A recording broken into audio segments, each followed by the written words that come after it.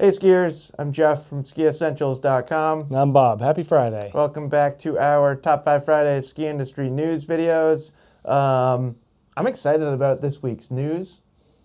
Because it's like ski news. It's real ski news. Yeah. I'm very excited about that. I'm also excited about these things. Yeah, these just showed up in the mail today. Yeah. So these are ZipFit liners, if you're unfamiliar with ZipFit. We offer ZipFit in our brick and mortar shops in our boot fitting locations. Neither Bob nor myself has really ever had any experience in them. No, and we were talking yesterday about how just modern boot liner technology is so good that like most people don't need something like this. But definitely interested to see what it feels like on snow.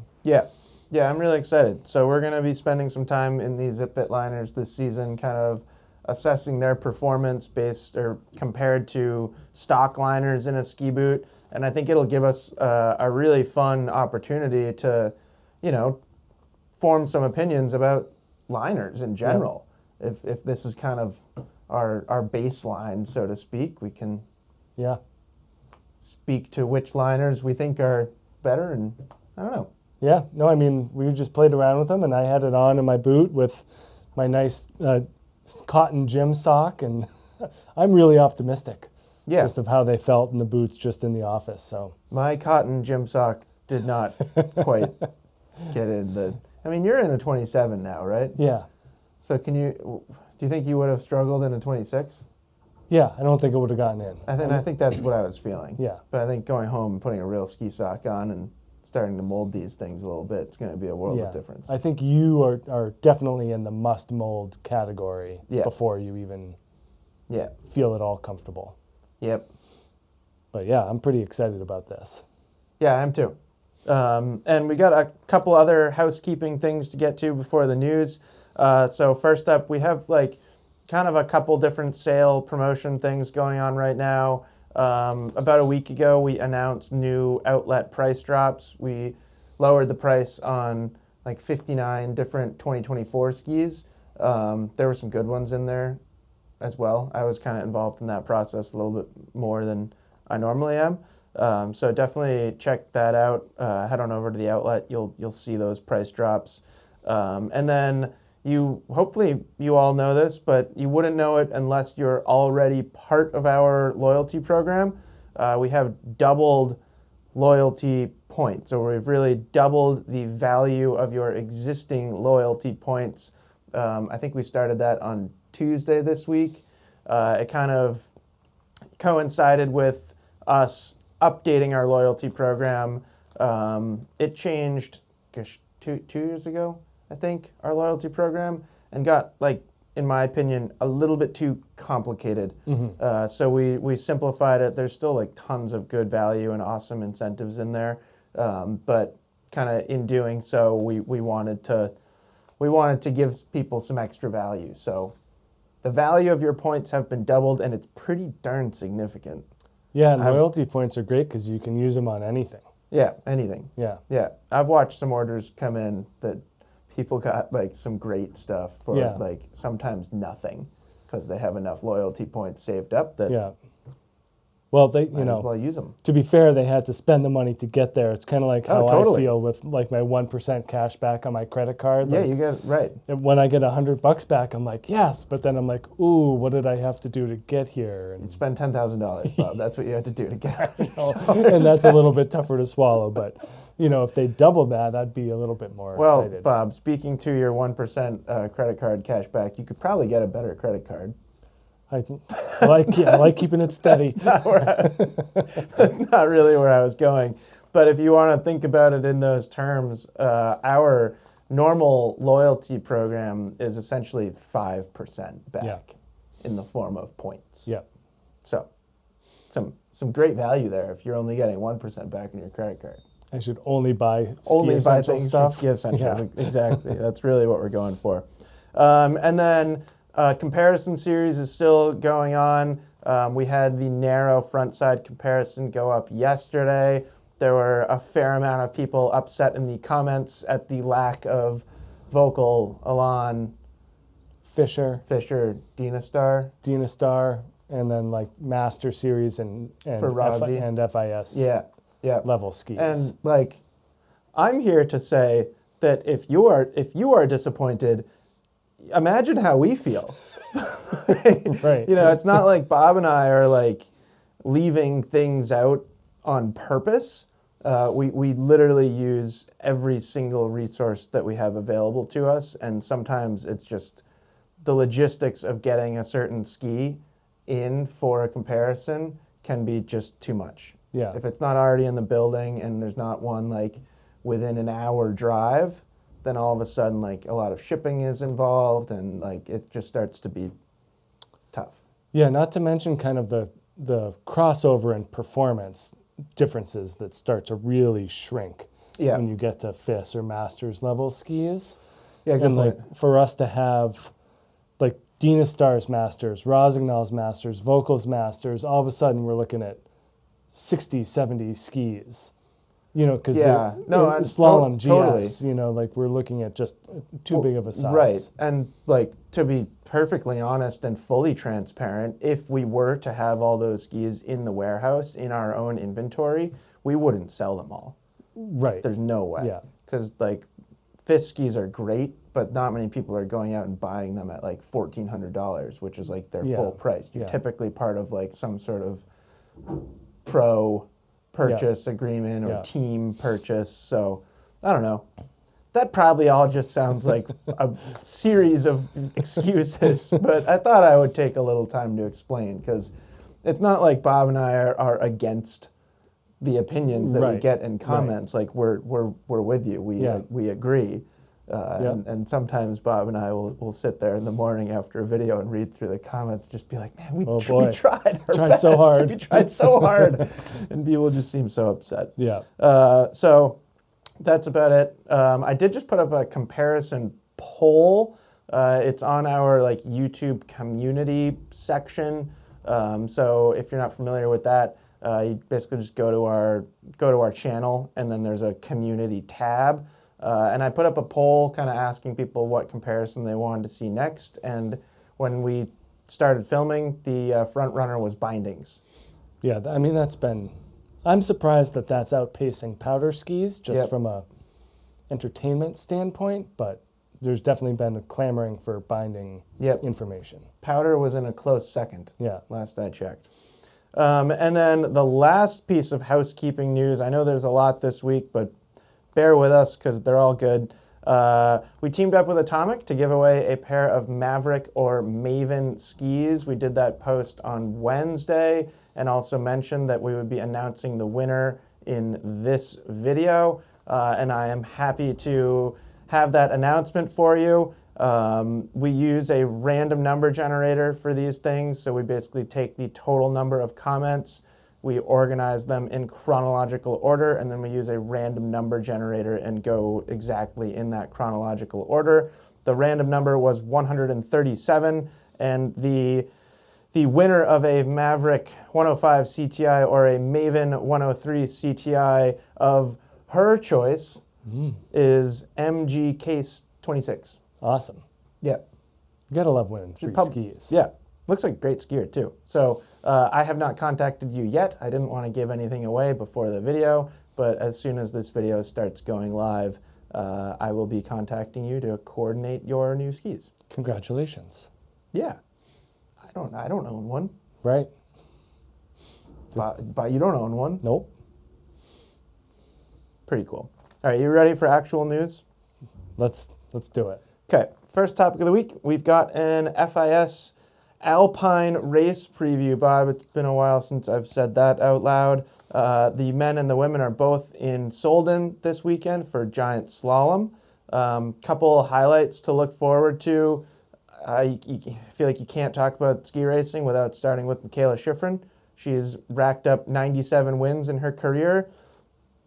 Could this season be the first time we see a skier get to 100 career wins, Bob? It seems like something would have to go poorly for that not to happen. I agree. Don't want to jinx her. Nope. And then we've got the return to racing for Nina O'Brien.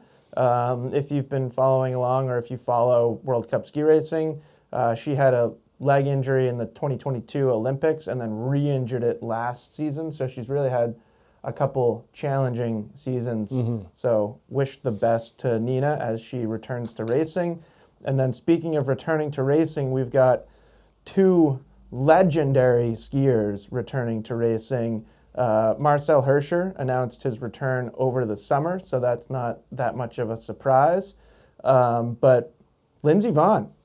Is she going to do it? It looks like she's going to do it. Huh. I don't know that I've seen any like formal announcement from like the FIS organization or the US ski team or anything like that, but I did see this in the form of statements. I just don't know the validity of the outlets that put out those statements, but it sure looks like she's coming out of retirement. And Bob, at 40 years old, it'll be fascinating to witness her effectiveness. Yeah, I mean, it's, these elite level athletes, they just don't seem to be good at sitting still for very long. Yeah. So I'm not surprised. Yeah, I mean, hopefully Tom Brady comes back and. Yeah. Actually, we got Drake May now, so we're fine. I'm kidding. No, it'll be really fun to watch. I would venture a guess that she would still be very competitive in downhill. Yeah, well, I mean, downhill's so it takes one good run and then you're on top of the world. Yeah. She's just got so much experience, skiing fast speed courses. Yeah. So, I don't know. It'll be really fun to watch. And then kind of continuing the theme, we had the first FIS Free Ski Big Air. This was Big Air Chur, which is often the first event of the season. First, I'd like to share my opinion that I sure wish event coverage was better. I mean, it's non-existent. I don't even care if there are no announcers. Right. I just want to see a start to finish. It can be a fixed camera on a pole somewhere and just hit record and then put it on the internet. Yeah. That's all I ask. And how does someone not do that? I don't know. Someone's got to renegade film these things and put them on their Facebook page or something. I don't know. I just wish it could be better. And I can't be the only one that would I would take 2 hours of my life to watch a replay of the men's and women's Big Air. Yeah. Easily. And it's not just Big Air. And we've talked about this a bunch. It's all these events. Yeah. So anyways, a couple highlights here. We got the two winners. Mate Svanser took the win for the men with a left nose butter triple cork 1620 and a switch left tail butter triple cork 1260. Boy, I wish you could see it on video to know what that all means. Yeah. I know what that means. You can actually see highlights of his winning trick. Does he still wear the big pants? They all wear the big pants. Okay. But he was no, he had some big pants, didn't he? No. I would say, Mate definitely dresses baggy, but I would say he's slightly more conservative than some. There are some big pants out there. But he's of smaller stature, isn't he? I remember there was believe yes. a smaller skier that wore that made them look. Mate, for a while he had the zip up hoodie that he would tie but not zip up. So it kind of had this flap. I don't know. I really appreciate the style of the youth because it just reminds me of when I was that age and people our age would look at me and tell me I looked like an idiot. And now every time I have just a moment of that thought, I'm like, no. I would have done exactly the same thing. I thought I looked so cool when I was 17 years old. Exactly. And there were probably 40-year-olds on the hill that were like, that looks like an idiot. Yeah. So I tried and give them the benefit of the doubt. And then Mathilde Grimmaud, she took the win for the women with a beautiful carving left double cork 1260 and a switch left double cork 1080. And then she also did a nice big sweet mute 3 and a victory lap. And they still have to do, it's best 2 different jumps out of 3, right? Yeah, they don't have to spin different directions. It can be forward or switch. Okay. Which is a little different than kind of where it was heading for a while, but I like the current format. And then third topic of the week, this was a big one that, I don't know, maybe people are aware of this. Hopefully you are. Natural Selection has announced the addition of skiers for what will be the 2025 competition. This competition in general is kind of the brainchild of Travis Rice. I don't know exactly how long it's been around, but it feels like it's been around for a while now. Kind of focuses more on playful terrain that encourages tricks and creativity if you were to compare it to like Freeride World Tour. But I would say largely it's similar. It's natural terrain, and there's a kind of a combination of scoring criteria. Yeah. We don't have that many details yet. It will be in Alaska in mid-April. There's no formal list of invited skiers yet. There's just a lot of speculation. And some of the speculation that I have enjoyed is who is really going to excel? As far as skiers? Yeah, and like we can break it down into like categories of skiers. Yeah. Are people going to come from the Freeride World Tour and like take that mindset and do really well? Or will we see somebody like Sammy Carlson or, dare I say it, Candide Thovex kind of bring the freestyle side? Yeah, I mean, I think for so many things, Candide's the template for what you're going to get out of it. So. Yeah, but will we, massive speculation, will we see Candide? I think yes. That's like the biggest question out there right now is will Candide compete? And I don't think I can form an opinion either way. Maybe this is what Lindsay's going to do. Natural selection. Yeah. She's going to throw us a curveball. Yes. And just instead of actually racing on the Alpine World Cup circuit, she's going to... Right to Alaska. She skis for head, putting her correct? Oblivion 116. Oblivion. You think she's more of an Oblivion 116 skier than like a Core 111? For this event, yes. Because she's probably going to like take off and land and switch a bunch. She's got to unlock her creativity. Great point. I like your speculation. Your speculation is now my favorite speculation. And then last topic of the week. This one's kind of funny. Lift service skiing in North America is underway.